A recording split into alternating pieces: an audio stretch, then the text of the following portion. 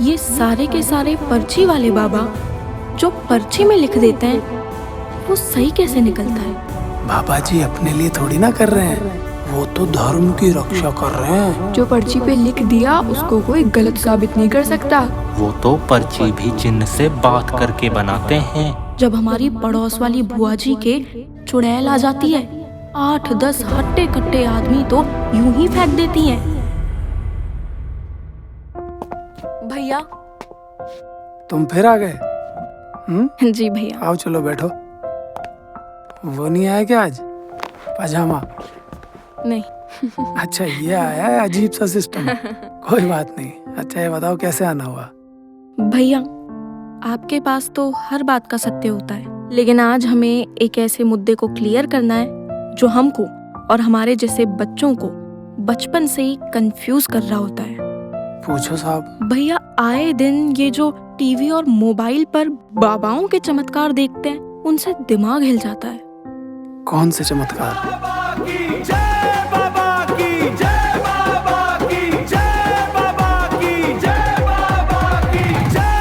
चमत्कार तो बहुत से दिखाते हैं, लेकिन आजकल ट्रेंड में है पर्ची वाले बाबा।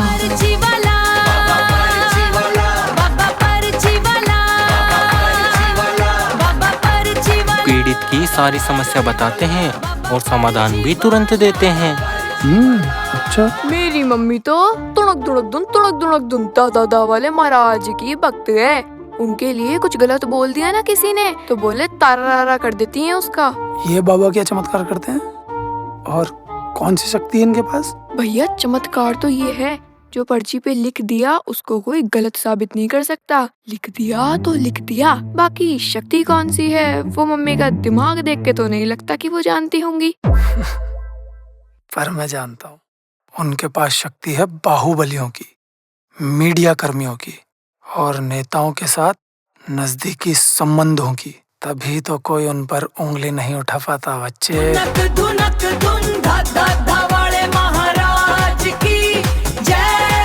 भैया मेरी खाला तो बाबा फूफा ढूंढ के पास जाती है। वो तो पर्ची भी जिन्न से बात करके बनाते हैं। इंसान के मन की सारी बात बता देते हैं। बाबा फूफा ढूंढ।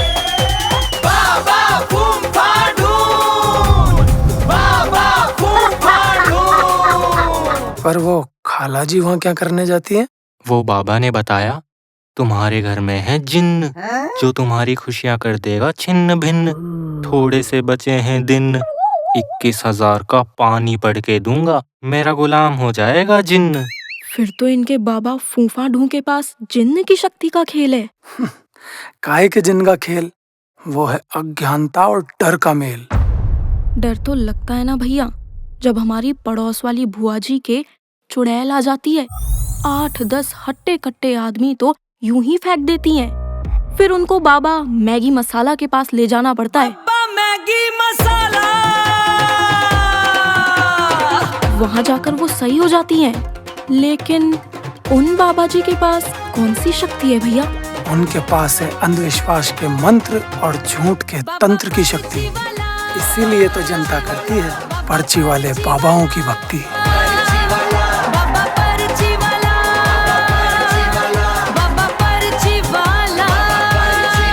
भैया ये जितने पर्ची वाले बाबा हैं इनको पहले से कैसे पता चल जाता है सामने वाले के मन का, पेट के अन्न का और उसकी जेब के धन का?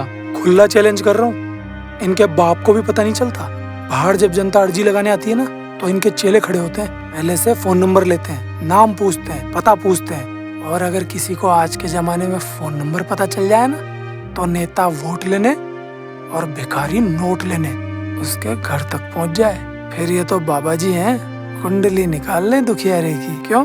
शादी होती नहीं, नौकरी लगती नहीं, बच्चा होता नहीं, प्यार मिलता नहीं, पैसा रुकता नहीं, बड़ा चिल्लाता है, छोटा झुकता नहीं, बाबा जी है ना। फिर भैया ये सारे के सारे पर्ची वाले बाबा जो पर्ची में लिख देते हैं वो सही कैसे निकलता है? इस खेल के हैं दो तरीके, पर्ची का सहारा फिर अपनों का इशारा। ये पर्ची का सहारा फिर अपनों का इशारा, ये सब क्या है? बन के दिखाऊं बाबा? हाँ हाँ, हाँ, बनो बनो, बनो। मैया, ओ मैया, मैया, ओ मैया, नेता दोस्त हमारा, गुंडा हमारा भैया, ओ मैया। ये क्या कर रहे हो भैया? ऐसा लग रहा है जैसे आप में ही जिन आ गया हो। अब ऐसी चीजों को देख के तो घर वालों की बातों पे यकीन हो जाता है। अब आप ही बताओ मैं क्या करूं? डर, कुछ मत कर, बस डर, कुछ मत कर। भैया तो सच में पर्ची वाले बाबा लग रहे हो। ओ बच्चा, लग नहीं रहे, हम हैं बाबा पर्ची वाले। आपका नाम तो बता दो बाबा जी। हमारा नाम है अनमोल खान फर्नांडिस। अरे हमने जो पर्ची में लिख दिया, तुम्हारी हिम्मत नहीं जो उसको गलत साबित कर दे। इस पे हमें घमंड नहीं, हम तो बच्चा हैं, तुच्छ प्राणी हैं। ये सब हमारे गुरु श्री लीद के पकौड़े का दिया हुआ है।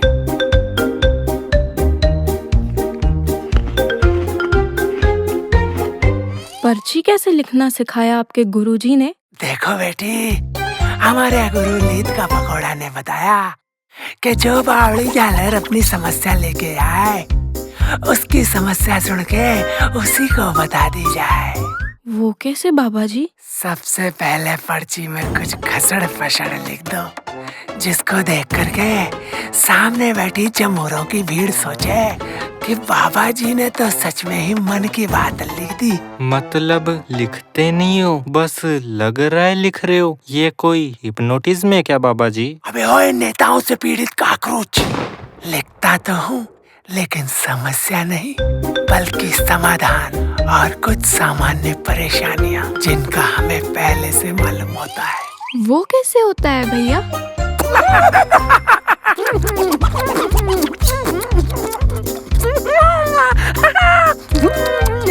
भैया नहीं, बाबा है हम, बाबा पर्ची वाले, बाबा अनमोल खान फर्नांडिस।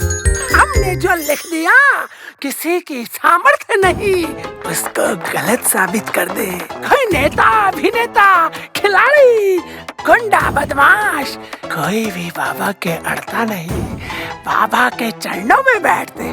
कोई भी लड़की तीखी तीखी आवाज में बोले, उसको तुरंत बाबा के पास में लाया जाए, क्योंकि नाम है हमारा बाबा अनमोल खान फर्नांडिस। बाबा जी नाराज मत होइए, आप तो ये बताइए वो पर्ची वाला खेल आखिर होता कैसे? अलग अलग रंगों के कपड़ों में नारियल बंधवाया जाता है। लाल रंग गृह कलेश, पीला संतान की चाहत, हरा पैसों की दिक्कत, नीला प्यार में धोखा। इसके अलावा अपने चेले घूमते हैं आश्रम के अंदर भी और बाहर भी। पीड़ित जब शहर में एंट्री करता है ना, तब से उसकी पहचान पर नजर रखते हैं हमारे चेला, इसीलिए हम नहीं हैं अकेला। इन सब से बिल्कुल सटीक जानकारी मिल जाती है क्या आपको बाबा जी? पहले के जमाने में लोग बोला थे तो इतने से काम चल जाता था।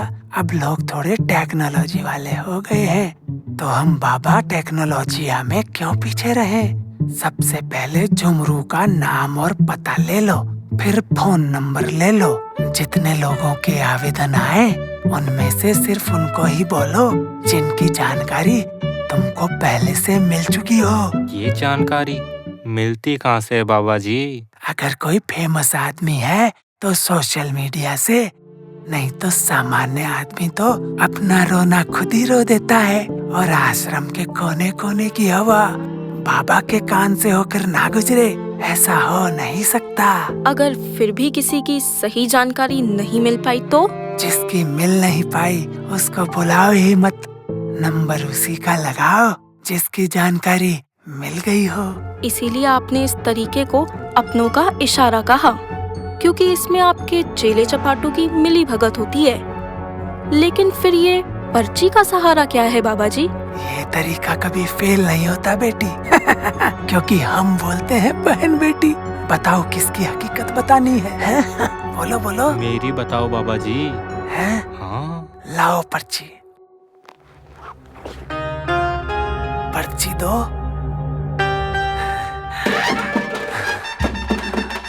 किसी की सामर्थ्य नहीं जो हमारी पर्ची गलत कर दे। गुरु लीद के पकौड़े की जय हो। लीद का पकौड़ा चटनी के साथ अच्छी नहीं लगी, सॉस के साथ नारियल की, पुदीने की, मोमोज वाली भी चलेगी। लो बच्चा, अब हम पर्ची को साइड में रख देते हैं। अब बताओ। मैं सरकारी नौकरी की तैयारी कर रहा हूँ 3 साल से, लग नहीं रही, और दूसरी बात बताने में शर्म आ रही है। लो दूसरी बात हम बता देते हैं, पढ़ लो। प्यार हुआ है, लड़की पतली पतली आवाज में चिल्लाती है, पिज्जा बर्गर नहीं खिलाया तो झल्लाती है, तुमको सहना पड़ता है क्योंकि बदनाम करने की धमकी देती है, और सरकारी नौकरी की तैयारी भी कर रहे हो, सफल नहीं होने से दुखी हो, लेकिन अब बाबा के चरणों में आ गए हो। सफलता 3027 में 32 फरवरी को जरूर मिलेगी। आशीर्वाद है और बाबा की बद्दुआएं भी साथ है। लो, हमने लिख दिया मंत्र, अगड़म सगड़म बगड़म छू, इसको याद कर ले तू। क्या? जय हो बाबा अनमोल खान फर्नांडिस की। लेकिन बाबा जी, आपने लड़की वाला बताया कैसे? ये तो मेरे माँ बाप को भी नहीं पता। इस उम्र में जब हमने यही किया तो तुम नहीं करोगे? बाबा जी, इसमें पर्ची का सहारा कैसे हुआ? अरे बेटा, हमने जो पहले लिखा था वो कुछ सामान्य चीजें लिखी थी, जैसे घर से परेशान हो, जो सब होते हैं। इसके केस में लड़की वाला लिख दिया क्योंकि इस उम्र में यही होता है। बाकी समाधान यानी मंत्र लिख दिया, जिससे जनता को लगे कि बाबा परेशानियां लिख रहे हैं। और जब इसको हमने कहा कि बता क्या परेशानियां हैं, वो हमने ध्यान से सुन ली, और अब जब समाधान लिखने की बारी आई तो हमने समाधान की जगह जो परेशानियां इससे सुनी वो लिख डाली, क्योंकि समाधान तो हम पहले ही लिख चुका था। ओहो, कितने चालाक हो बाबा जी। फिर जब आपने इनको पर्ची दिखाई थी तो इन्होंने देख के हाँ क्यों किया कि इस पे वही लिखा है जो सोचा था? ओ बच्चे, इससे पूछ, इसने पर्ची उस समय सही से देखी थी? कुछ समझ आया इसको? फिर हमने पर्ची तिरछी करके दिखाई और उसके दिमाग को इतना बांध के रखा कि इसने ध्यान नहीं दिया। बस ध्यान दिलवाया हमने, वो भी तब जब सामान्य बातें इसको पढ़ाई। इतने में तो पागल हो गया इसका दिमाग। फिर इतनी पब्लिक के सामने बाबा से छीना झपटी थोड़ी ना कर सकता है ये जमूरा। अच्छा, अब समझ आया। तो ऐसे करते हैं बाबा इन खेलों को। मैया, ओ मैया, अरे मैं थक गया हूँ, बन जाऊँ क्या बाबा से वापस भैया? हाँ, बन जाओ भैया। फिर भैया सेम चीज बार बार करके बाबा पकड़ में नहीं आते? सेम चीज कभी करते ही नहीं है। कभी पर्ची से खेलते हैं, कभी अपने चेलों के इशारों से, और सबसे ज्यादा इंसान की साइकोलॉजी से। भैया, फिर समाधान सही कैसे निकलते हैं? मतलब लोगों के काम कैसे बनते हैं? मैथ्स में चैप्टर पढ़ा है प्रोबेबिलिटी, बस वही चैप्टर यहाँ काम करता है। सबको बोल दो काम हो जाएगा, अपने आप आधे से ज्यादाओं का काम हो जाता है। जैसे बीमारियां होती ही सही होने के लिए हैं, तो 100 में से 80 बीमारियां अपने आप सही हो जाती हैं। वो बाबा के दीवाने हो जाते हैं, और 20 अगर मर भी गए तो उनकी कोई रोने वाला नहीं है। अंधविश्वास इतना है कि उनमें से कोई रोने आ भी गया ना, तो बाबा के चेले डांट मार के भगा देंगे, और फिर अधिकतर लोग तो डर के मारे विरोध ही नहीं कर पाते कि बाबा की शक्तियां उनका नुकसान ना कर दे। अब समझ आया कि कोई भी बाबा सरकारी भर्तियों के पेपर लीक होने से पहले पता क्यों नहीं लगा पाता। भ्रष्टाचार करके नेता जनता का पैसा खा जाता है, ये भी बाबा पता नहीं लगा पाता। बहन बेटी का ड्रामा करने वाला बाबा ये भी पता नहीं लगा पाता कि किसका बलात्कार कब और कहाँ होगा। ये बाबा ना आतंकी हमलों का पता लगा पाता है, ना गुंडे बदमाशों के अत्याचारों का, न भूकंप का, न बाढ़ का। ये सिर्फ कमजोर बुद्धि वाली जनता को ही मूर्ख बनाता है। भैया जितने फ्रॉड आप इन बाबाओं को बता रहे हो उतने तो नहीं लगते ये, क्योंकि ये सब इंसानों की सेवा करते हैं। वृद्धाश्रम बना के, गरीबों की शादियां करा के, भूखे को खिला के और मरीजों का इलाज करा के, इतने अच्छे काम करके भला कोई फ्रॉड कैसे हो सकता है। ये काम नहीं करेंगे तो लोगों के मन में बाबा के लिए सिंपैथी कैसे आएगी। और फिर इन चीजों के नाम पर ही तो जनता पैसे देगी, जिसके हिसाब में हेरा फेरी करके बाबा अपना और अपनों का जीवन जन्नत बना देगा। जनता का माइंड फिर यही सोचता है कि खूब चंदा दो।